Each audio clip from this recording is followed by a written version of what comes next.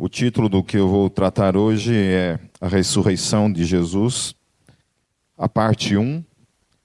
Talvez essa pregação acabe virando em 3 partes, porque tem uma parte que eu quero me dedicar somente às questões apologéticas, que envolve a ressurreição de Jesus, mas hoje em especial eu vou trabalhar apenas a questão bíblica e principalmente o grande desafio que é fazer uma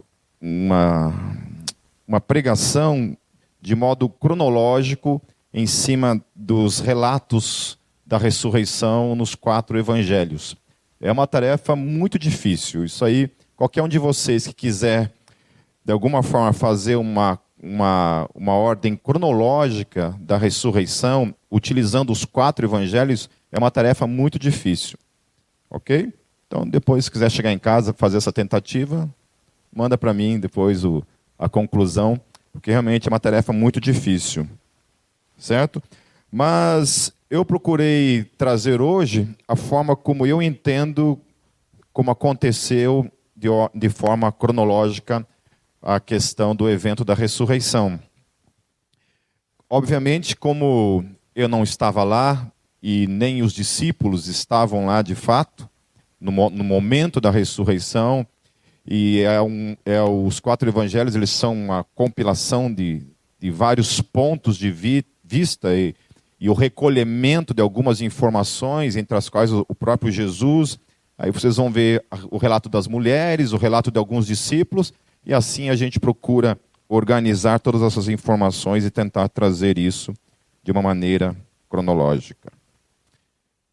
Essa é, sem dúvida, talvez, eu não diria a mais importante, mas dentro de toda a questão do Evangelho, se concentra em 2 grandes fatos. O primeiro é a morte de Jesus na cruz. Eu tratei isso no domingo passado. E a segunda maior revelação nos Evangelhos diz respeito, então, a esse fato, que é a ressurreição. Paulo ele falou que se Cristo não ressuscitou, nós somos o quê? Os mais infelizes dos homens. Nossa fé é em vão. Nós estamos aqui perdendo o nosso tempo, crendo de alguma forma numa coisa fantasiosa, que não é real e nem verdadeira. Uma outra questão também, abram suas Bíblias lá em Atos, no capítulo 1, versículos de 1 a 3, diz assim o texto: Fiz o primeiro tratado ao Teófilo acerca de tudo que Jesus começou não só a fazer, mas a ensinar, até o dia que foi recebido em cima, depois de ter dado mandamentos pelo Espírito Santo aos apóstolos que escolhera, aos quais também, depois de ter padecido, se apresentou vivo, com muitas e infalíveis provas, sendo visto por eles por espaço de 40 dias, e falando das coisas concernentes ao reino de Deus. Amém? Então, Lucas está trabalhando aqui, afirmando que a questão da ressurreição, ela não foi somente uma questão de relato, mas ela se evidencia por provas, ele coloca aqui. Provas infalíveis, ele coloca nessa questão. E é uma outra questão também aqui, que quando a gente lê os evangelhos, a impressão que se tem, principalmente nos evangelhos que tem uma proposta de ser um relato curto, bem resumido, sem muitos detalhes, sem se preocupar até mesmo com a questão da ordem cronológica, nesses evangelhos, você lendo, dá uma impressão assim, que Jesus ressuscitou, no mesmo dia ele apareceu para todo mundo, no outro dia já foi para um monte, já subiu e voltou para o céu. Parece que a coisa toda aconteceu em um único dia.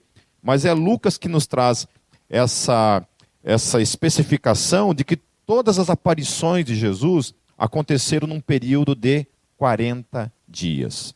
Então, quando você lê os relatos ali, não necessariamente aquele relato aconteceu naquele momento, naquele dia, num dia de 24 horas, mas sim num período de 40 dias. Ok? Guarde isso na sua mente. Ok? O outro texto que eu quero trabalhar também é 1 Coríntios capítulo 15, versículos de 3 a 8. Paulo fala assim: porque primeiramente vos entreguei o que também recebi, que Cristo morreu por nossos pecados, segundo as Escrituras, e que foi sepultado, e que ressuscitou ao terceiro dia, segundo as Escrituras, e que foi visto por Cefas, e depois pelos 12. Depois foi visto uma vez por mais de 500 irmãos, dos quais vive ainda a maior parte, mas alguns já dormem também. Depois foi visto por Tiago, depois por todos os apóstolos, e por derradeiro de todos me apareceu também a mim, como a um abortivo.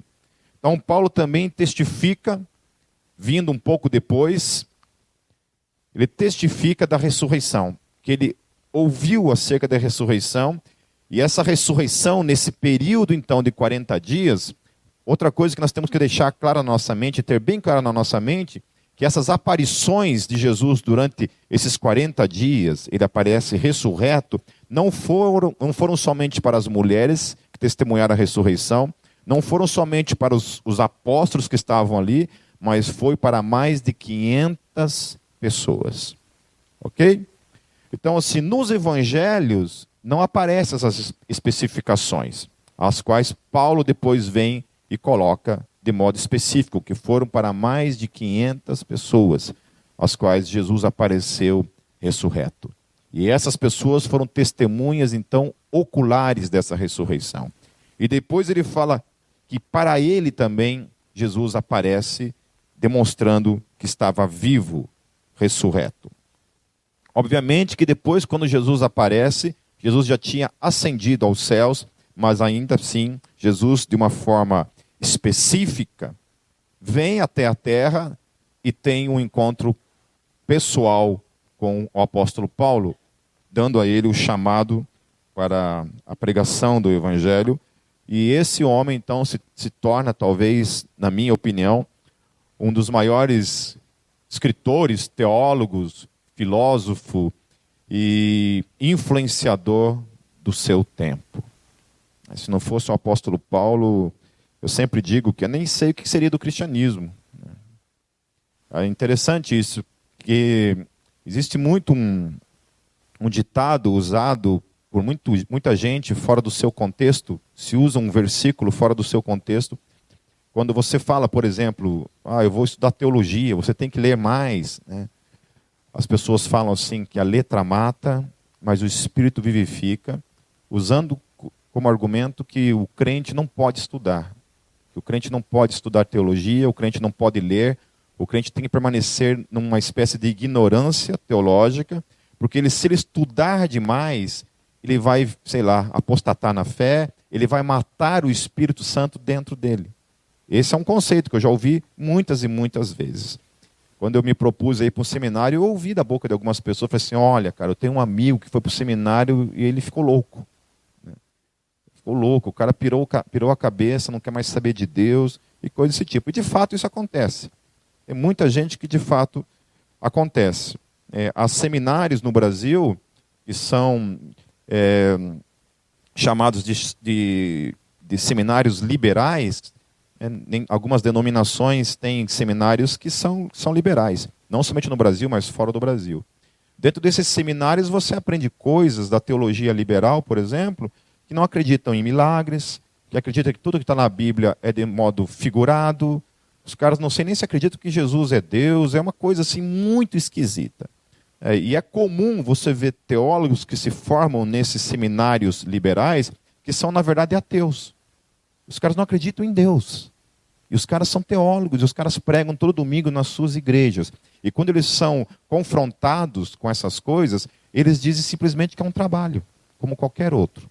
Eles não acreditam em nada do que eles estão falando. Não acreditam em nada do que eles estão ensinando.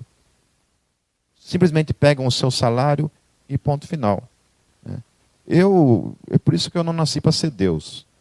Porque esses caras comigo não durariam um dia.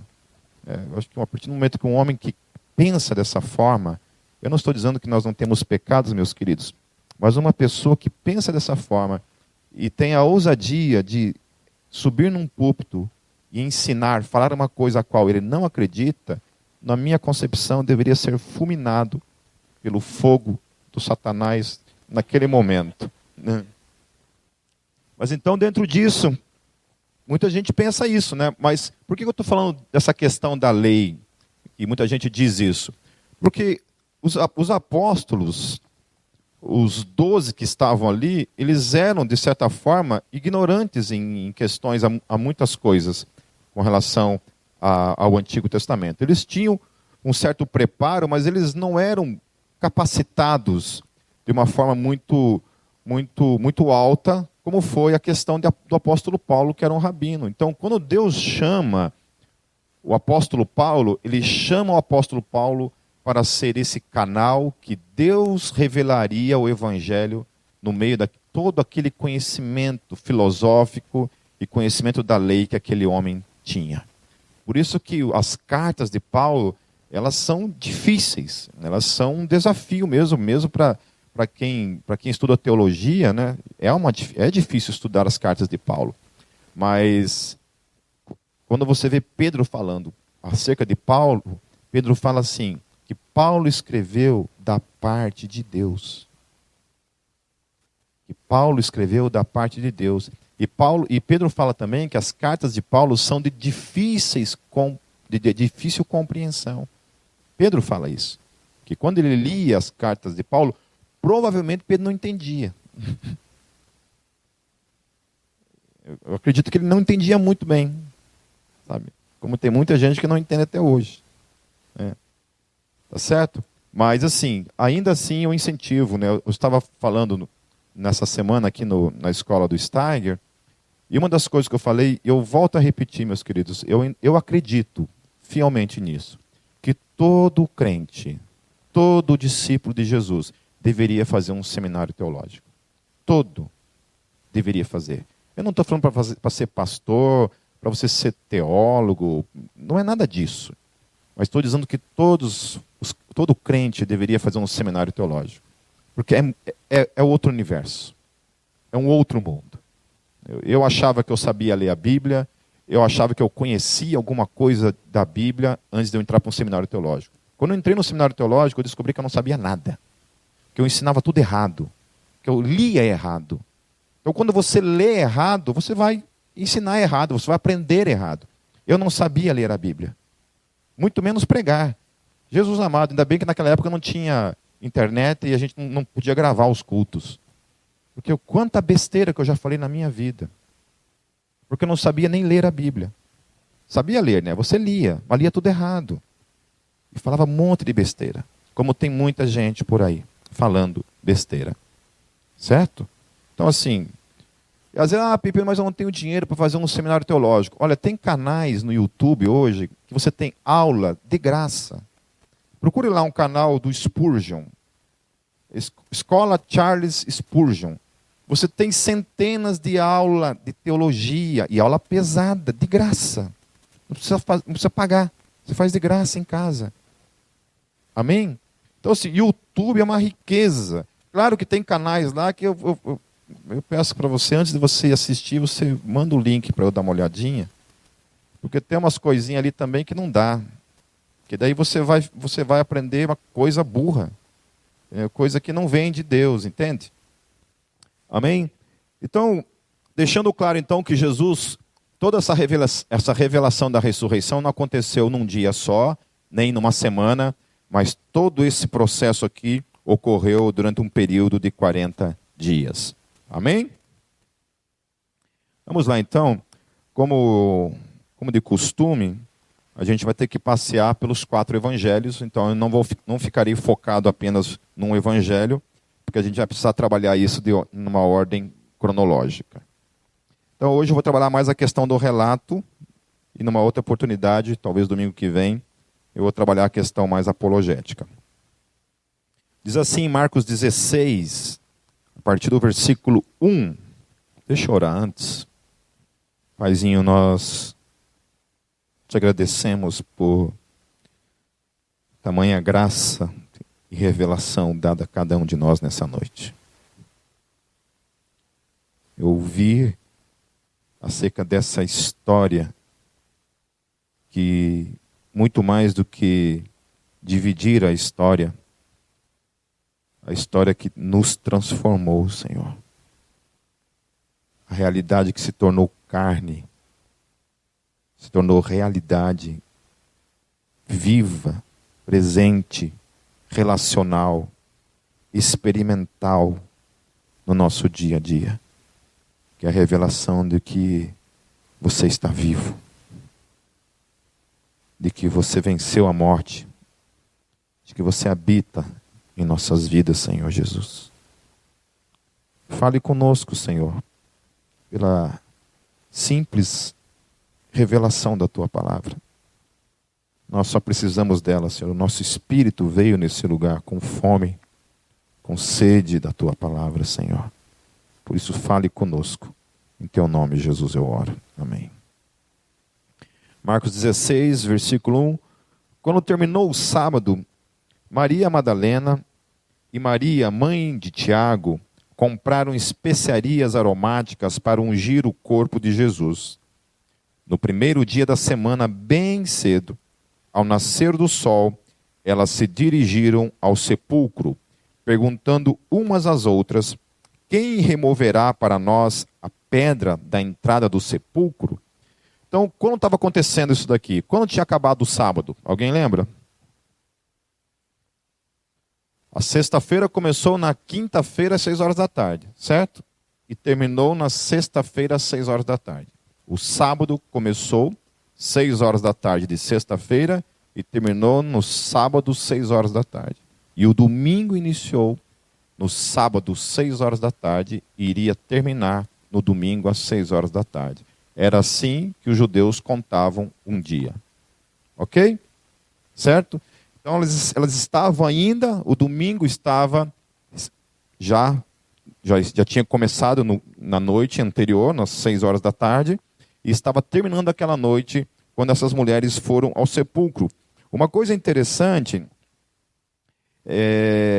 lá em Lucas 24, no versículo 10, não precisa abrir, se não quiserem ficar correndo de um texto para o outro, não precisa abrir, mas lá em Lucas 24, no versículo 10, também fala dessas outras mulheres que estavam juntas com elas e, de alguma forma, dá uma soma de mais ou menos 5 mulheres ou mais que foram até o sepulcro levar essas especiarias. Juntando os dois textos, era Maria Madalena, Salomé, Maria, mãe de Tiago, Joana e outras, o texto fala. Então não se sabe ao certo qual o número de mulheres que foram até o sepulcro para levar essas especiarias. Mas uma coisa interessante no texto, lembra que eu falei para vocês de que quantos homens eram necessários para remover a pedra daquele túmulo? Quantos? 20 homens, né?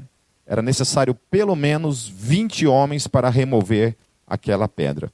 Então elas estavam em mais do que 5 mulheres e havia essa preocupação. Então, portanto, não era uma coisa que Jesus simplesmente, depois de passar por aquele processo todo na cruz, além de ter apanhado da forma como apanhou, ao ponto de não conseguir nem suportar levar a cruz, um outro teve que ajudá-lo, que foi Simeão.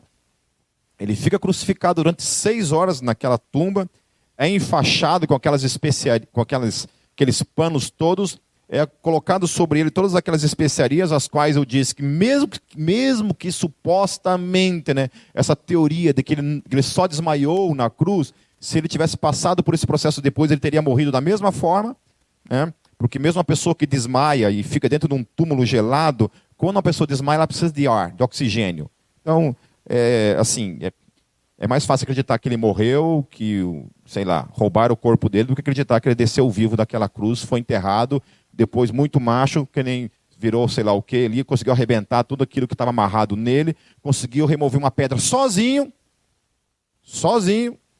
né? Não conseguia carregar nem a cruz dele, que não pesava talvez nem 1/10 do peso daquela rocha. E ele sozinho vai lá, macho consegue remover aquela pedra sozinho. Tá certo? Então, acreditar que ele saiu vivo daquela cruz é muita pretensão. Mateus 28, versículos 2 em diante, tem um detalhe interessante.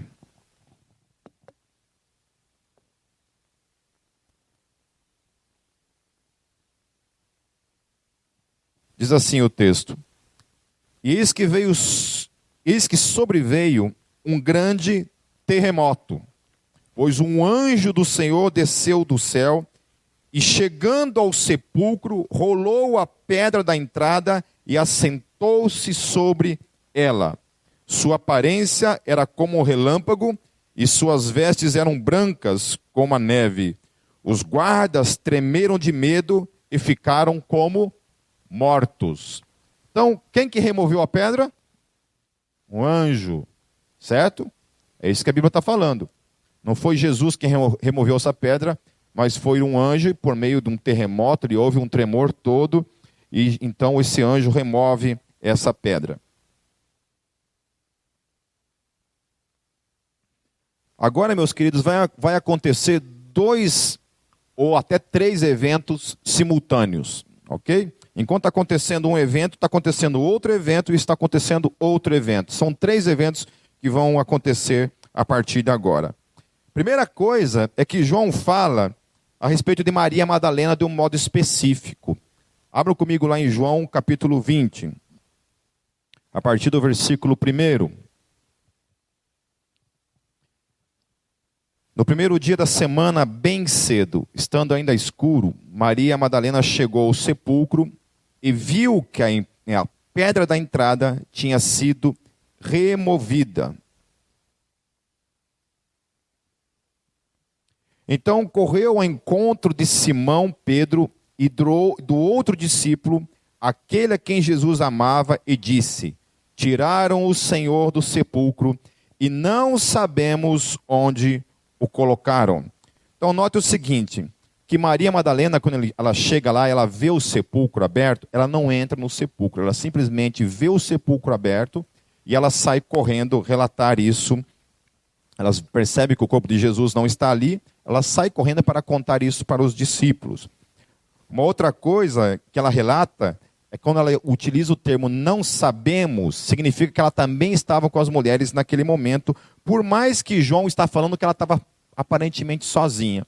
Quando ela utiliza o texto não sabemos, isso indica que ela também estava com outras pessoas naquele momento. Uma outra coisa também no texto é que ela não fala nada de anjos nesse momento então. Então ela não tinha visto anjo nenhum, não tinha conversado com anjo nenhum.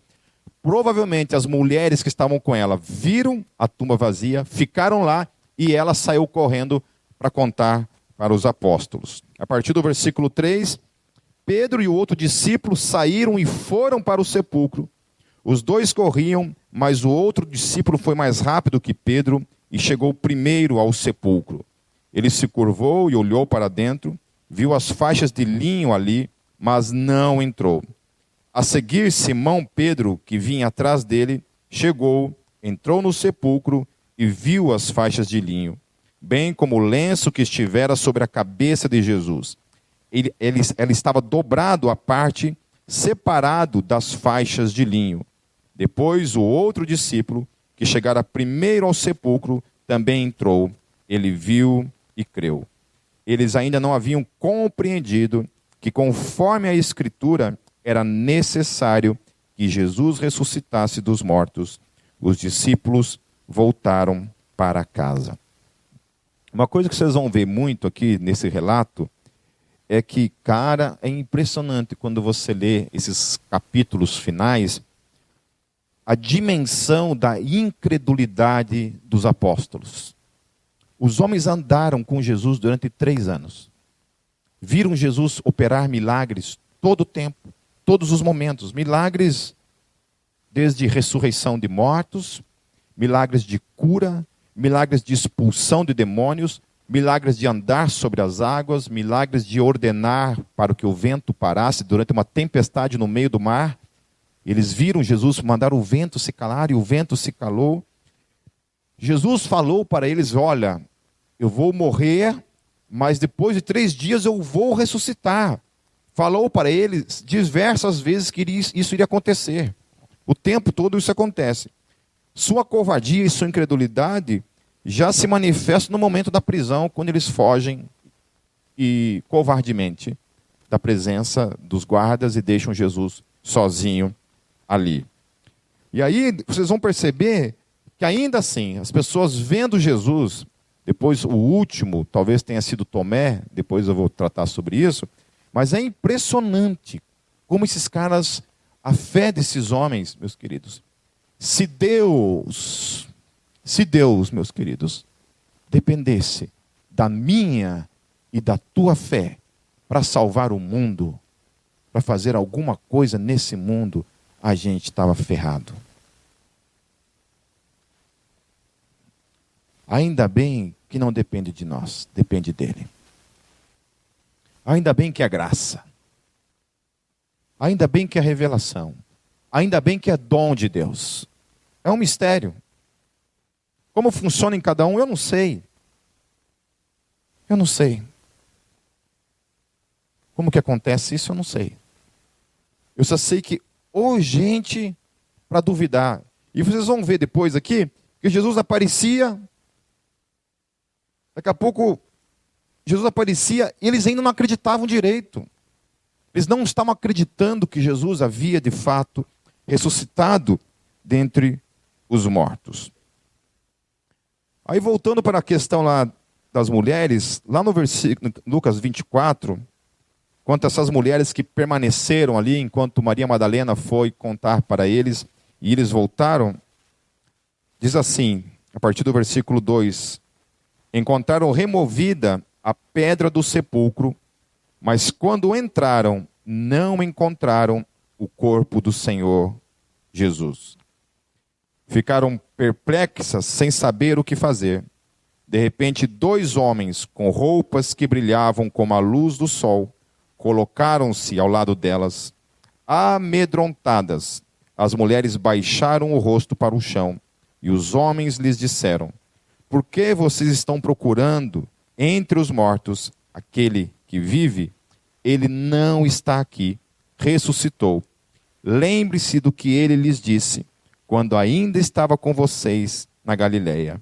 É necessário que o Filho do Homem seja entregue nas mãos de homens pecadores, seja crucificado e ressuscite no 3º dia. Então se lembraram das suas palavras. Quando voltaram do sepulcro, elas contaram todas estas coisas aos 11 e a todos os outros.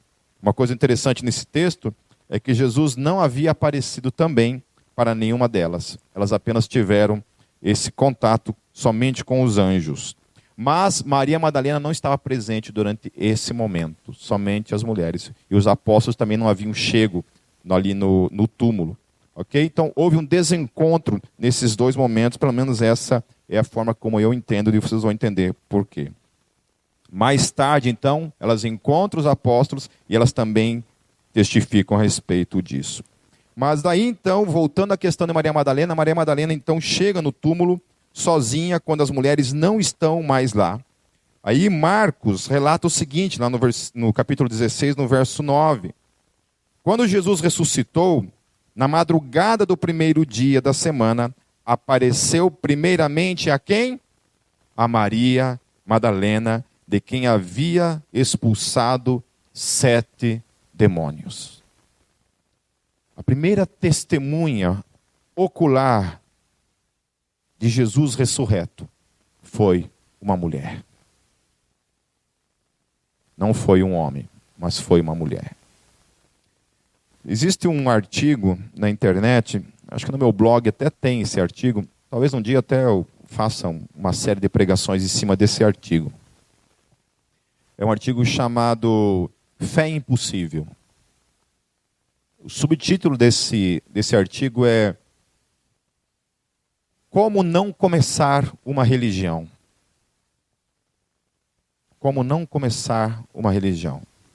São 17 pontos demonstrando de maneira lógica que todos os argumentos usados no Novo Testamento para dar início ao que a gente chama de cristianismo ou a fé cristã, todos eles nadavam contra todas as correntes religiosas que estavam ali no primeiro século.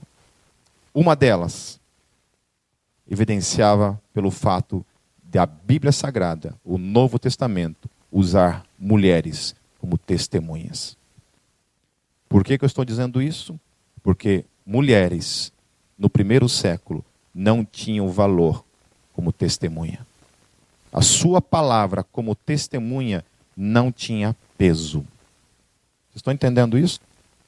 Eu não estou dizendo que a Bíblia proibia as mulheres de falar. O contexto cultural grego, romano, persa, babilônico, todo o contexto ao derredor, cultural e religioso, não dava às mulheres voz como testemunha. E o evangelho começa conspirando já de início contra tudo isso. Jesus aparece para uma mulher, primeira coisa. Por que ele simplesmente não desapareceu dali no meio e apareceu simplesmente lá no meio dos homens? Por aí já começa a se olhar para os evangelhos e ver que toda essa teoria conspiratória de que a Bíblia Sagrada foi manipulada, de que lá no século IV, quando Constantino assumiu, né, como cristão e tornou o cristianismo a religião oficial do Império Romano, tudo isso é balela. É conversa fiada. Porque ninguém começa uma religião, meus queridos, usando argumentos que vão servir como pedra de tropeço para ele. Se mulher não tem testemunho válido para aquele contexto, por que utilizar mulheres como testemunhas oculares de uma coisa que seria o fundamento maior da sua fé? E o fundamento maior não era somente que Jesus tinha morrido. Porque Jesus ter morrido naquela cruz, simplesmente ter morrido, seria mais um Messias como qualquer outro, como outros que vieram antes, que se declararam Messias e morreram e não ressuscitaram. Mas o valor da fé cristã estava fundamentado justamente nessa evidência de que Jesus havia vencido a morte. E Jesus se revela, primeiramente, para uma mulher.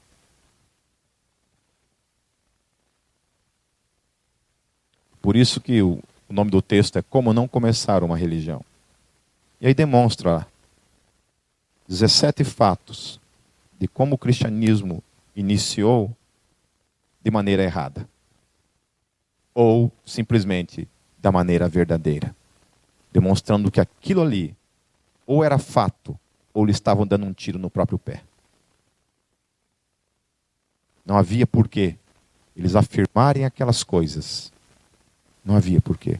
Depois, se alguém quiser ler isso, estudar isso, porque é um texto um pouco comprido, não muito, mas um pouco comprido, e que exige um certo parar para ler, para estudar com mais atenção, pode me mandar algum recado depois pelo Facebook ou pelo WhatsApp que eu envio para você o link. Ou depois eu publico lá na página da Gólgota ou no grupo da Gólgota.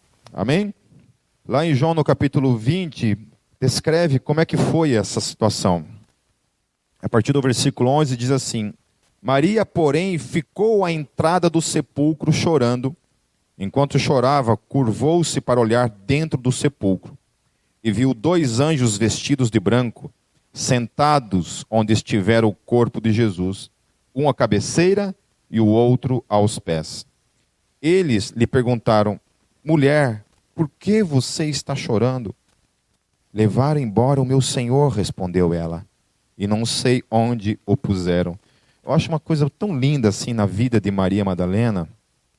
Tem uma música de uma banda que eu conheci lá em Marigá, chamado Projeto Sola. Quem conhece o Projeto Sola?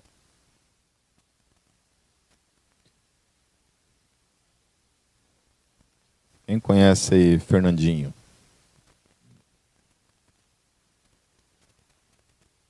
Quem conhecem um Testor aí? Vocês não conhecem nada, né? Vocês não estão nem ouvindo música mais.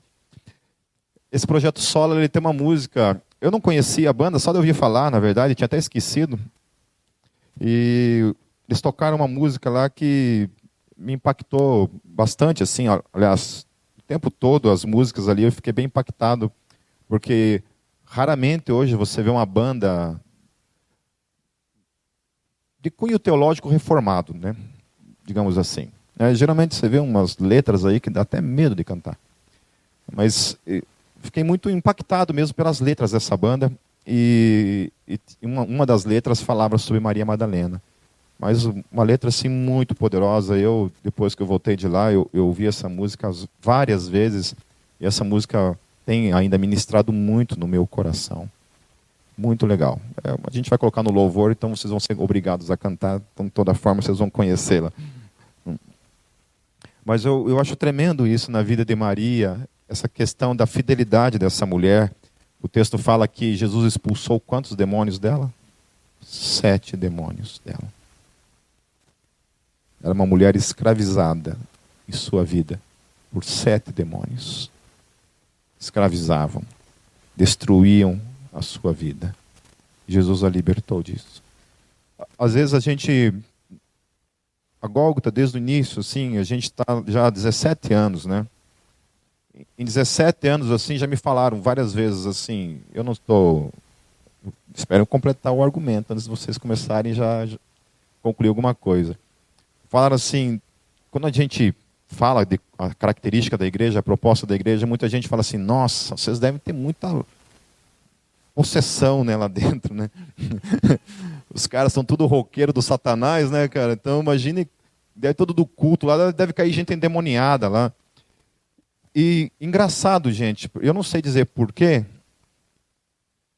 o diabo não gosta de se manifestar no nosso meio. Não de modo claro, né? A gente nunca teve, realmente, nunca tivemos, em 17 anos de igreja, nunca tivemos uma manifestação demoníaca no nosso meio. Nunca. Nunca. Em compensação, eu vim de uma igreja também histórica, a Igreja Presbiteriana do Brasil, e lá na Igreja Presbiteriana do Brasil, na escola dominical, às vezes acontecia de pessoas caírem endemoniadas e saírem se arrastando igual uma cobra, assim, ó, no meio da igreja. Eu não sei. A gente, desde o início também, a gente teve uma postura como igreja. Nós orávamos por esse lugar e nós declarávamos para Deus assim, Deus, nesse lugar, nós não aceitamos que Satanás venha roubar a atenção e a tua glória.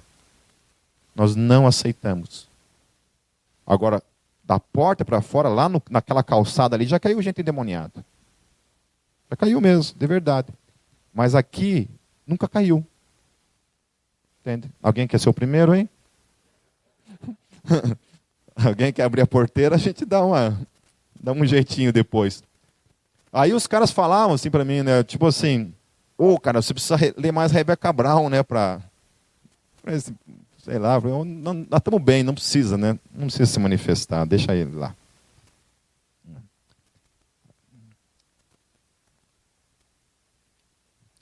Mas eu acho lindo nessa mulher é isso, a gratidão no coração dela, sabe? E às vezes eu penso também que, até por que eu citei essa questão da possessão?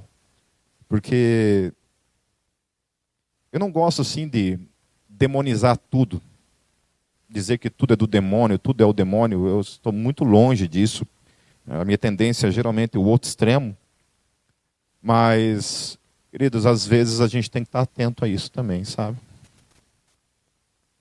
Temos que estar atento se não há...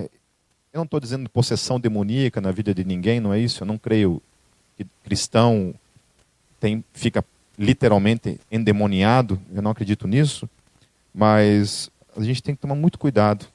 A Bíblia fala que o diabo anda como um leão ao nosso derredor, não fala? E a Bíblia fala que ele está pronto a o quê? A nos tragar. Paulo fala isso, que existe uma luta no mundo do espírito. Nossa luta não é contra o Bolsonaro, não é contra o Ciro Gomes, não é contra a Manuela Dávila, não é contra ninguém. A nossa luta é contra quem? Principados, potestades, os espíritos dominadores. São esses que é a nossa luta, a nossa guerra é no mundo espiritual. Amém?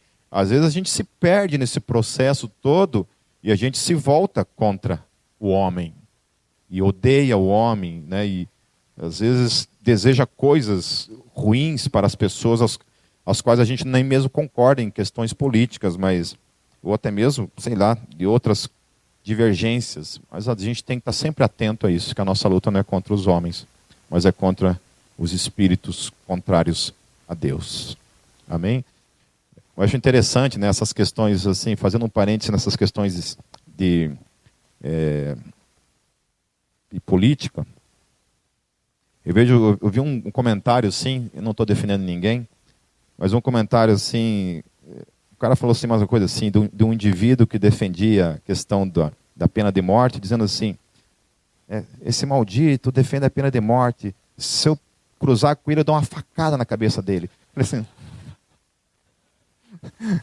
falei assim, ops, é uma coerência, né, cara? Mas você pode ver, pessoas que falam de discurso de ódio, protestam contra discurso de ódio com discurso sobre ódio, né? É uma geração estranha. Uma geração estranha. Entende? Acho que eu estou dizendo isso para cada um de vocês, porque a gente não pode embarcar nisso. Entende? Nós não fomos chamados para embarcar nesse tipo de discurso, entrar na onda e sair odiando todo mundo, querendo dar facada na cabeça de ninguém, né? Amém?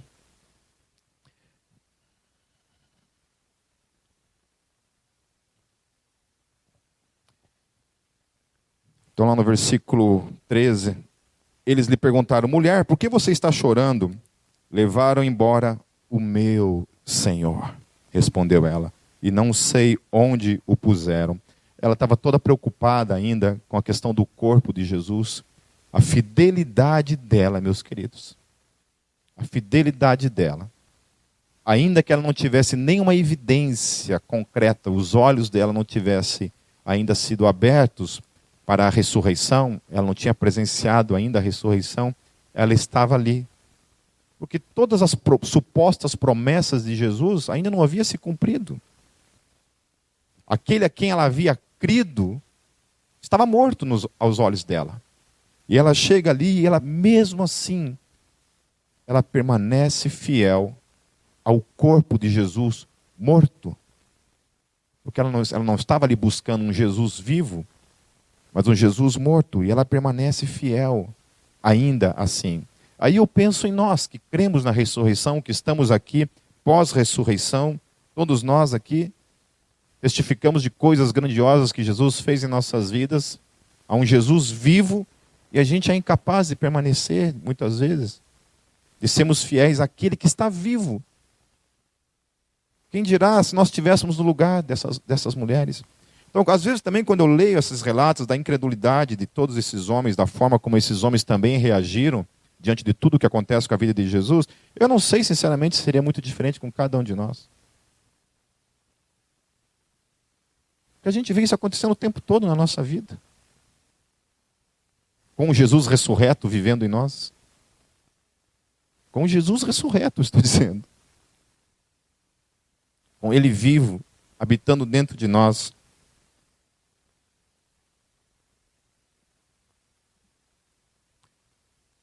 Versículo 14. Nisso ela se voltou e viu Jesus ali em pé, mas não o reconheceu. Disse ele, mulher, por que está chorando? Quem você está procurando? Pensando que fosse o jardineiro, ela disse, se o Senhor o levou embora, diga-me onde o colocou e eu o levarei. Ela ainda assim queria cuidar do corpo de Jesus. Ela ainda queria lhe dar as honras fúnebres. Ela tinha levado perfumes, especiarias para o corpo de Jesus e ela queria continuar honrando a vida, o corpo do seu mestre. Jesus lhe disse, Maria. Então, voltando-se para ele, Maria exclamou em aramaico, Rabone, que significa mestre.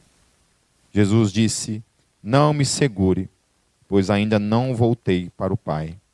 Vá, porém, a meus irmãos e diga-lhes: estou voltando para meu Pai e Pai de vocês, para meu Deus e Deus de vocês.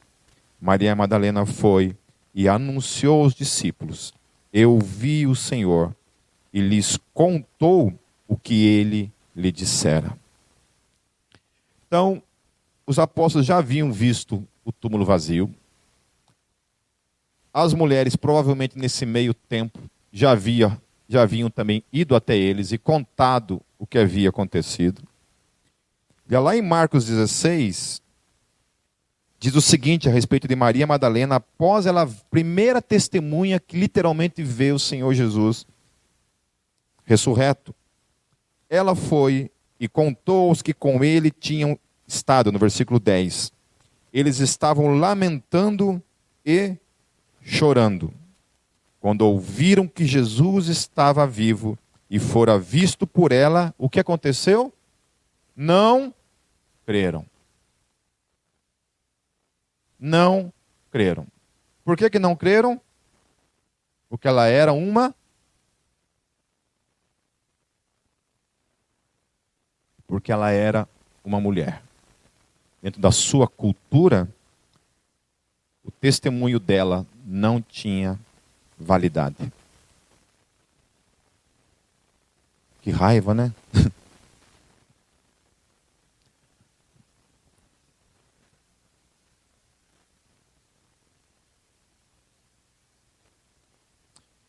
Lá em Mateus 28, eu não vou ler o texto todo, também fala que nesse meio tempo, Jesus também aparece para as demais mulheres, a partir do versículo 9. Eu vou ler.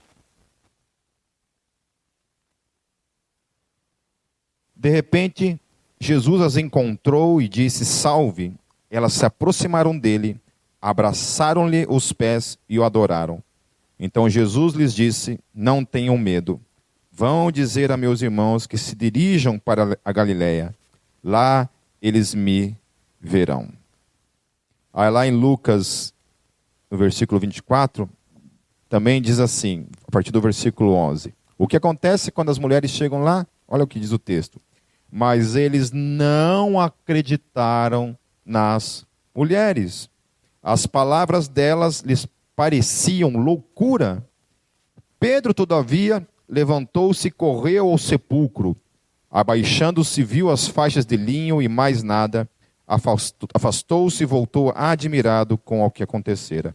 Então é bem provável que Pedro, dentro da sua incredulidade, foi não somente uma única vez ao túmulo, foi 2 vezes conferir, para ver se realmente Jesus não estava lá. E diante do relato, eles ainda assim não acreditavam. E aí, como eu falei, enquanto isso aconteceu um terceiro evento, lá em Mateus, no capítulo 28, nos versos 11 em diante. Enquanto as mulheres estavam a caminho, alguns dos guardas dirigiram-se à cidade e contaram aos chefes dos sacerdotes tudo o que havia acontecido. Quantos soldados estavam guardando o túmulo de Jesus? Aproximadamente? Lembram?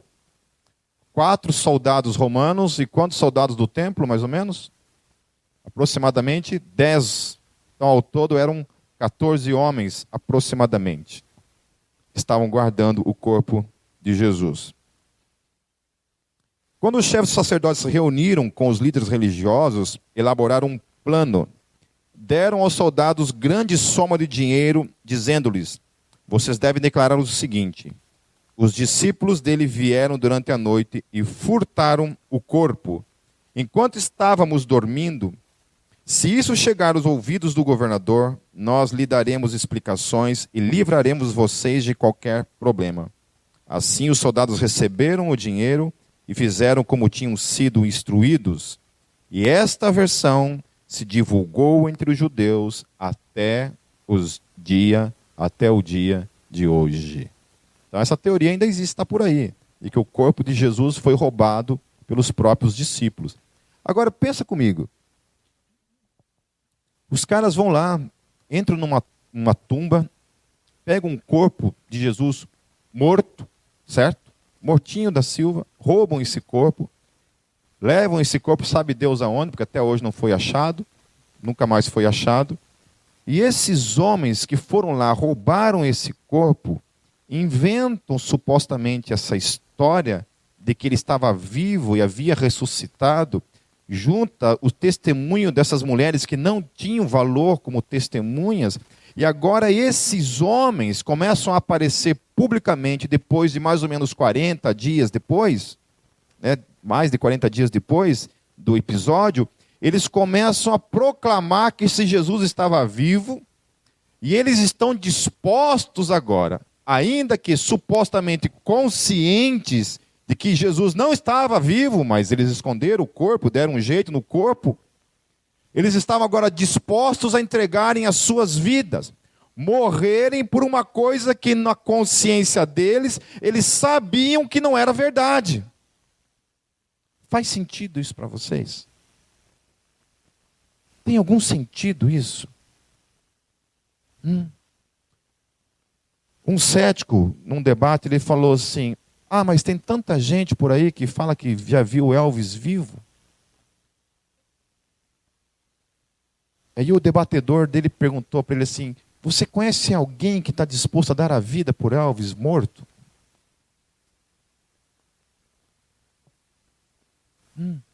E outra coisa, meu querido, você quer ver se Elvis está vivo? É muito simples.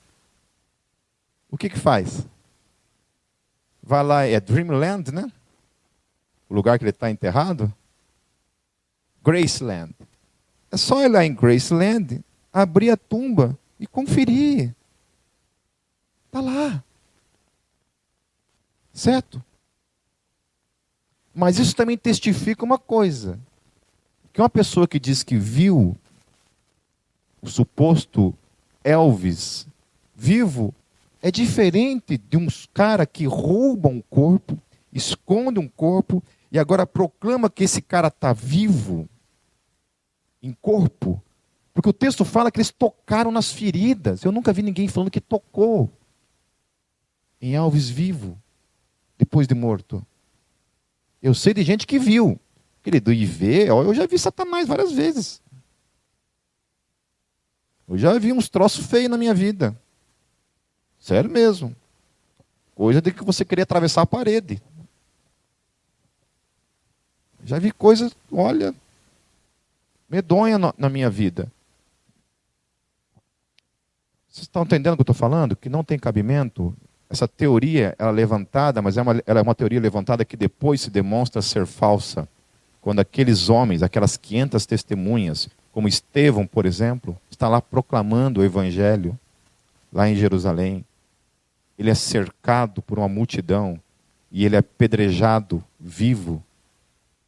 E ele fala assim, ele olha para os céus, e ele fala que está vendo o Senhor. Ele fala: Senhor, em tuas mãos eu entrego o meu espírito.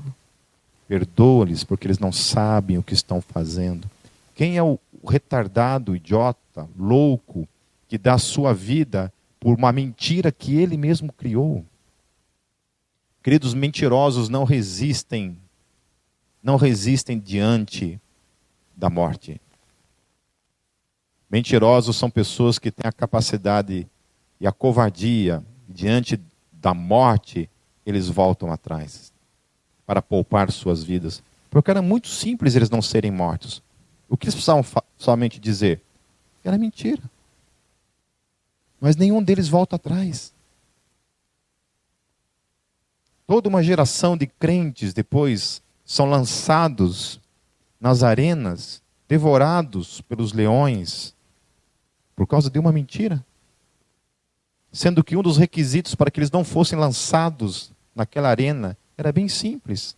Era somente dizer que Jesus não era o Senhor da vida deles. Não era preciso nem ter visto Jesus ressurreto, era simplesmente dizer,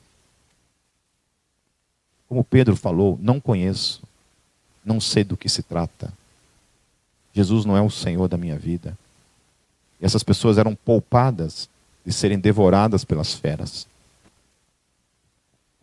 Lá em Lucas, no capítulo 24, a partir do versículo 13. Naquele mesmo dia, dois deles estavam indo para um povoado chamado Emaús, a 11 quilômetros de Jerusalém. No caminho, conversavam a respeito de tudo o que havia acontecido. Enquanto conversavam e discutiam, o próprio Jesus se aproximou e começou a caminhar com eles. Mas os olhos deles foram impedidos de reconhecê-lo. Tremendo isso, né? Não sei o quanto de vocês conseguem perceber essas sutilezas, essas questões assim nas entrelinhas do Evangelho. E até para que você e eu reconheçamos Jesus, nós precisamos de graça para isso, meus queridos. Se você reconhece Jesus na sua vida, saiba que você reconhece porque você encontrou graça para isso.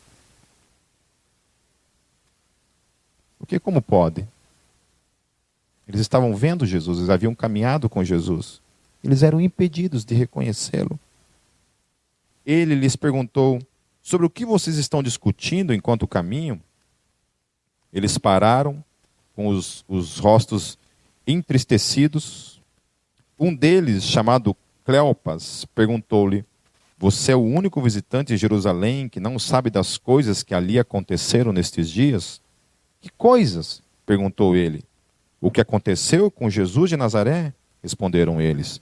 Ele era um profeta poderoso em palavras e em obras diante de Deus e de todo o povo. Olha só a admiração deles. Da grandeza ministerial da vida daquele homem ao qual eles haviam seguido. Os chefes dos sacerdotes e as nossas autoridades o entregaram para ser condenado à morte e o crucificaram. E nós esperávamos que era ele quem ia trazer a redenção a Israel. E hoje é o terceiro dia desde que tudo isso aconteceu. Algumas das mulheres entre nós nos deram um susto hoje. Foram de manhã bem cedo ao sepulcro. Não acharam o corpo dele. Voltaram e nos contaram que tinham tido uma visão de anjos que disseram que ele está vivo. Alguns dos nossos companheiros foram ao sepulcro e encontraram exatamente tudo como as mulheres tinham dito, mas não o viram. Ele lhes disse: como vocês custam a entender e como demoram a crer em tudo que os profetas falaram. Porque o que havia acontecido? As mulheres, eles já estavam sabendo o que tinha acontecido. Como que eles souberam? Pela boca das mulheres. E aí eles estão falando que os homens também tinham ido lá para testificar e não encontraram, mas ainda permaneciam na incredulidade. Ainda não tinham entendido, não estavam acreditando ainda. Aí o texto fala: não devia o Cristo sofrer estas coisas para entrar na sua glória? E começando por Moisés e todos os profetas, explicou-lhes o que constava a respeito dele em todas as Escrituras. Olha que coisa tremenda, meus queridos. Uma outra observação para você. Uma vez eu fui abordado com essa questão, que quando você vê lá, por exemplo, o livro de Mateus, principalmente, quando ele fala assim: assim se cumpriu o que fora dito pelo profeta, tal. Daí um outro texto: e assim se cumpriu o que foi dito pelo profeta. E assim foi, e vários textos, né? Principalmente o livro de Mateus tem várias referências de profecias cumpridas em Jesus. Segundo Josh McDowell, foram mais de 300 profecias que se cumpriram em Jesus. E aí os caras perguntaram assim: mas olha assim, se você for ler essa profecia lá no texto, lá, não estava falando de Jesus, especificamente. Daí eu contra-argumentei com ele usando esse texto. E foi o próprio Jesus que disse para os discípulos que aqueles textos estavam se referindo a ele. Amém? Então, guarde uma coisa também, uma regra de hermenêutica teológica, de interpretação bíblica. O Novo Testamento é a luz hermenêutica para a interpretação do Antigo Testamento, jamais o contrário. Que muita gente se perde ao querer interpretar o Novo Testamento usando o contrário. Coloca o peso do Antigo Testamento como a regra hermenêutica para traduzir o Novo Testamento. E aí, meu querido, se você for usar o Antigo Testamento para traduzir, para trazer interpretação sobre o Novo Testamento, você vai cair num monte de erro teológico mesmo. Como, por exemplo, você não vai acreditar na imortalidade da alma. A questão do inferno vai ser uma questão muito difícil de você discutir. Aí você vai ter que concordar com muita gente que acha que doutrinas a respeito de imortalidade da alma, doutrina a respeito do inferno é coisa de paganismo. Isso não tem nada a ver com a Bíblia, porque o Novo Testamento não fala dessa forma de maneira específica. Estão entendendo? Amém? Por isso, fazendo novamente dando uma ênfase, faça um seminário teológico em nome de Jesus. Estude. Saiba responder à razão da sua fé. Faça, queridos. Vocês vão se apaixonar. Eu estive no ano passado dando aula lá em São Paulo, na escola compacta, e uma menina me procurou, depois a gente estava conversando assim, ela, Pipo, estou fazendo um seminário. Eu falei, nossa, que legal, cara. E você é o culpado. Eu assumi a culpa com uma alegria no coração. Falei assim, ai, que culpa boa essa. Né? Que culpa boa, estou fazendo seminário por tua causa. É muito bom quando a gente termina de dar uma aula de apologética, assim, e as pessoas vêm conversar com a gente assim, falei, nossa, cara, como eu sou ignorante. Como eu gosto de ouvir da boca das pessoas assim, como eu sou ignorante. Como eu preciso estudar, como eu preciso ler, porque é isso. Eu gosto de despertar isso no coração das pessoas. Leiam, leiam, leiam, estudem. Amém? Consumam livros, leiam. Você só tem a crescer com isso. Amém? Então, esqueci o que eu estava falando. Então Jesus, nesse tempo que ele está ali, Jesus ele dá um discipulado para aqueles homens. Pessoal, cara, seminário teológico direto da fonte. Ele dando aula de profecia, de hermenêutica do Antigo Testamento, da própria fonte de quem inspirou aqueles homens a escreverem acerca dele. Estava ali, sentou com aqueles dois homens e começou a ensinar, o texto fala, e o texto fala que ele começa a ensinar, cadê aqui o texto? Voltando. Começando por Moisés. Quando ele fala por Moisés, ele está dizendo a respeito dos 5 primeiros livros da Bíblia. Gênesis, Êxodo, Levíticos, Número e Deuteronômio, que era a lei. Era conhecido como os escritos de Moisés. Testificando também para nós que foi Moisés quem escreveu os 5 primeiros livros. Depois ele fala de todos os profetas, o texto fala.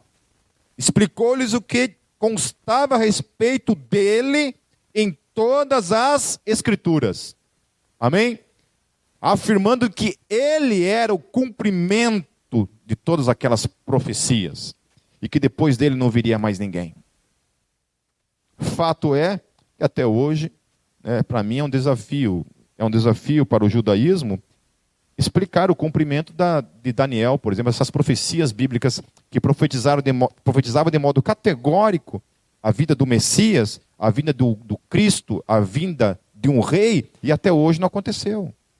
E Daniel, meus queridos, é uma questão para mim assim, o livro de Daniel, ele é um livro para mim, que ele é a guilhotina do fim do judaísmo, porque Daniel fala que o Messias viria num determinado tempo, e não depois desse tempo, que são as 70 semanas de Daniel. Não pode vir depois. E Daniel fala que ia começar aquelas 70 semanas a partir de uma data. Aí, pelas contas teológicas, daria mais ou menos 500 e poucos, não lembro direito o tempo que seria quando o Messias viria. E cessaria todo o sacrifício. E adivinhe? Começa a contagem.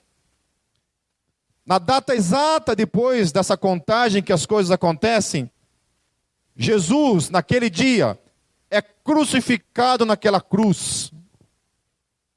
E cessa todo o sacrifício diante de Deus.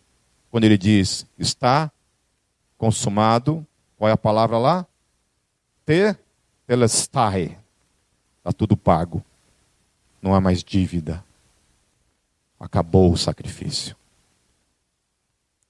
No ano 70, ano Domini, o véu ali havia sido rasgado.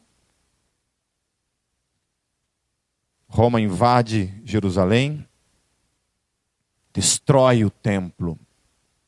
E desde o ano 70, ano Domini, nunca mais houve em Israel sacrifício. Deus destruiu pedra sobre pedra. Não ficou uma única pedra. O véu já havia sido rasgado. O templo é destruído. Deus não habita mais ali. Agora Deus habita em um outro templo. Eu e você. O véu havia sido rasgado. Agora não era somente o sumo sacerdote que tinha acesso ao Santo dos Santos. Agora todos os chamados tinham acesso a ele o tempo todo. Por meio do sangue do Senhor Jesus Cristo. Nós temos acesso à presença dele. Que coisa linda! Que coisa poderosa!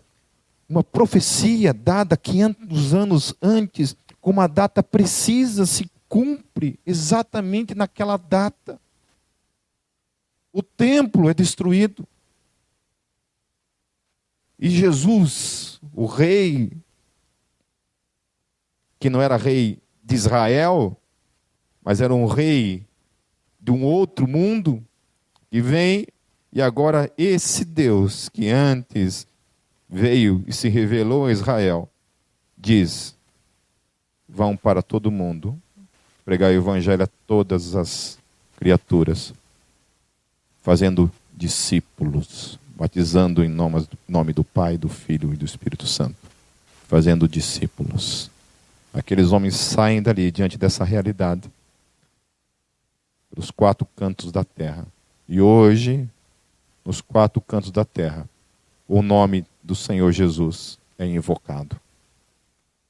Hoje está aqui sendo invocado por vocês. Nas várias esquinas dessa cidade, por todos os lados, há milhares de pessoas invocando o nome desse Deus encarnado que venceu a morte e está ressurreto, o qual a gente experimenta de verdade no dia a dia. Uma presença real, viva, que nos transforma, que nos muda, apesar de nós mesmos. Apesar de a gente ainda ser composto dessa mesma matéria caída, aos quais esses apóstolos também eram. Nós não somos muito diferentes deles. Eles não se tornaram perfeitos, ainda que sendo a habitação do Espírito Santo, eles falharam durante o processo também, em muitos momentos, os quais a gente também falha. Mas há uma realidade em cada um de nós. Jesus está vivo e habita em cada um de nós. Amém, meus queridos?